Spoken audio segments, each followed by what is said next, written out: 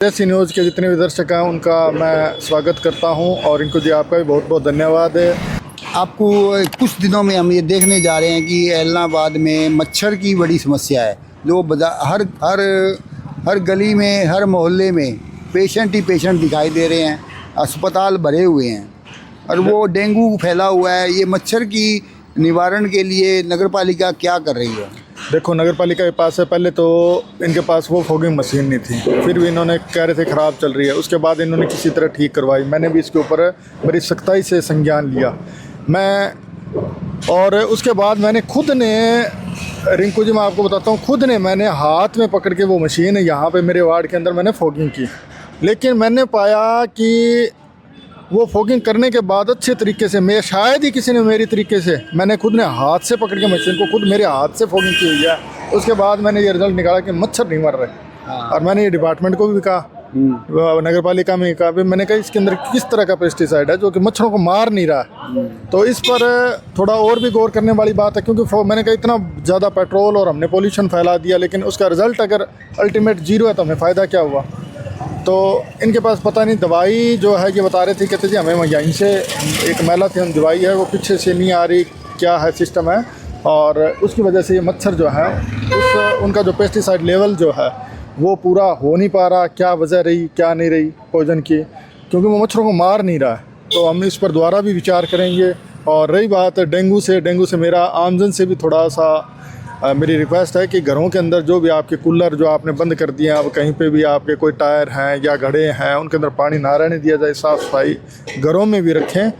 और ताकि डेंगू जो है बहुत ही गंभीर बीमारी है और हर साल जो हमारे शहर के अंदर से 20-30 लोगों की जान ले रही है, और हमें भी इस पर सचेत रहना पड़ेगा। सबसे बड़ी बात ये थी कि जो डोबाली रोड है ये शहर का मुख्य आवागमन का द्वार है, और जिस स्थान पर अभी हम खड़े हैं जहाँ पर, तो ये क्या था कि यहाँ पे गवर्नमेंट स्कूल लगता है, प्राइमरी स्कूल है ये बच्चों का, और बच्चे जब भी इधर आते हैं अपने घरों की तरफ आते हैं तो उनको ये सड़क पार करनी पड़ती थी। और बच्चे प्राइमरी स्कूल के, आपको पता है कि लगभग यही 5 से लेके और 10-11 साल तक के बच्चे होते हैं, और बहुत छोटे बच्चे हैं। तो कई बार मैंने ये खुद ने ये ऑब्ज़र्व किया कि बच्चों को बड़ी मुश्किल आ रही है, और कई दफ़ा उनका दुर्घटना होते होते वो बचे हैं। तो उसके बाद में ये मैं काफ़ी समय से प्रयास कर रहा था, पहले नगर पालिका के माध्यम से भी मैंने करने की कोशिश की, और लेकिन कल मैंने बड़ी ही इसको सख्ताई के साथ इस पर गौर किया, और इसको आगे डिपार्टमेंट की तरफ मैंने जो है एप्लीकेशन दोबारा और भेजी। मैंने कहा जी ये बनाया जाए ताकि बच्चों की सुरक्षा जो है वो सुनिश्चित की जाए, क्योंकि इसके वजह से कोई गरीब बच्चे हैं और बहुत ही छोटे बच्चे हैं। अगर किसी भी बच्चे का थोड़ा सा भी नाखून का भी नुकसान होता है तो ये हमारे लिए एक बहुत गंभीरता का विषय है। तो डिपार्टमेंट ने भी बड़ा जल्दी संज्ञान इस पर लिया, और कल ये हमने एप्लीकेशन मैंने दी थी, और आज इस पर ये उन्होंने त्वरित कार्यवाही शुरू की। तो इसके लिए मैं डिपार्टमेंट का भी धन्यवाद देना चाहता हूँ। तो और सुरक्षा के लिहाज से बच्चों के लिए, और इधर मंदिर है, मंदिर के अंदर जो श्रद्धालु आते हैं उनके लिए, और ये पूरा चौराहा बनता है, तो जो आम जन है उनके लिए भी काफ़ी सुविधाजनक रहेगा। संदीप जी, आने वाले टाइम में क्या विकास करे होने चाहिए एलनाबाद में? एलनाबाद के देखो जी, सबसे काफ़ी कई गंभीर विषय हैं। एलनाबाद शहर जो हमारा, सबसे बड़ी बात है कि एक तो राजस्थान बॉर्डर से लगता हुआ हरियाणा का सबसे, अगर आप टेल पे कह दें या पश्चिम का सबसे हमारा ही इलाका है, और हमारी राजधानी आपको पता है लगभग 300-325 किलोमीटर पड़ती है चाहे,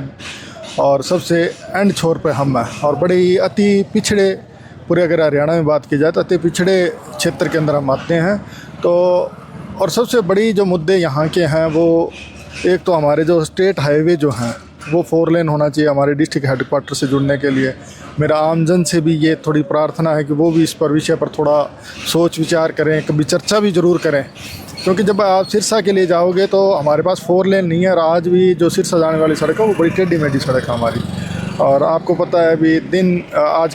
के ज़माने के हिसाब से जब उस पर साधन चलते हैं, और शाम के टाइम अगर आप देखो धान का समय चल रहा है, और धान के टाइम में बड़े बड़े ट्रक चलते हैं, ट्राले चलते हैं भर भर के, और कोई भी आदमी उनको ओवरटेक करना चाहे, उस पर चलना चाहे तो बड़ा मुश्किल है इस समय।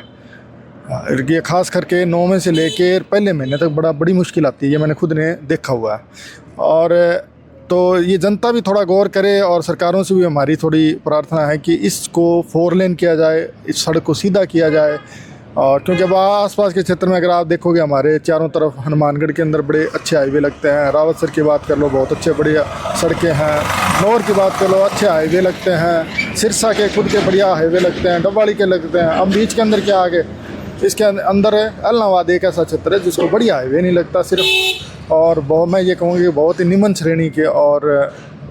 असुविधाजनक सड़कें हमारी हैं। तो खास करके पहली बात तो ये सड़क का जो है सिरसा एलनाबाद सड़क है, इसको 4 लेन किया जाए, सिरसा एलनाबाद हनुमानगढ़ को भी 4 लेन किया जाए, इसको भारतमाला से जोड़ा जाए, सबसे बड़ी बात ये। दूसरी बात है हमारे पीने के पानी के पूरे शहर के अंदर हमारे पास आज भी नहरी पानी नहीं है पीने का, और जो नहरी पानी की पाइपलाइन आ रही है और वो बहुत जल्द इससे जुड़ने वाली है, और हम भी कोशिश यही कर रहे हैं कि जल्दी से जल्दी इसका कनेक्शन जो है। अभी पिछले दिनों हमारे अमित चंद मेहता जी जो हमारे यहाँ के उम्मीदवार थे भारतीय जनता पार्टी के, उन्होंने भी इस पर इसको गंभीरता से लेते हुए ऊपर डिपार्टमेंट से बात की, अफसरों से बात की, तो उन्होंने बताया कि महीने 2 महीने के अंदर हमें मोटरें मंगवा करके और इसको बहुत जल्द जोड़ देंगे। और पानी का विषय हमारा है ही है, और सड़कों का, और उसके बाद अगर केंद्र सरकार से बात की जाए तो केंद्र सरकार के विषय में हमारे जो सड़क जो रेल है, रेल का क्योंकि बढ़िया हमारे एलनाबाद टू दिल्ली के लिए है, और है ये ट्रेनें अच्छी श्रेणी की ट्रेनें हमारे पास नहीं है, वो ट्रेनें हमारे को अगर ये इस तरह के कुछ काम हो जाते हैं और औद्योगिकरण के ऊपर इस शहर की तरफ ध्यान दिया जाता है तो ये शहर के लिए बहुत ही फ़ायदे की बात है। आज इसमें ये कहने में कोई मेरे को संकोच नहीं है, क्योंकि हमारा शहर जो है आर्थिक रूप से डेड होता जा रहा है धीरे धीरे। और संदीप जी एक बात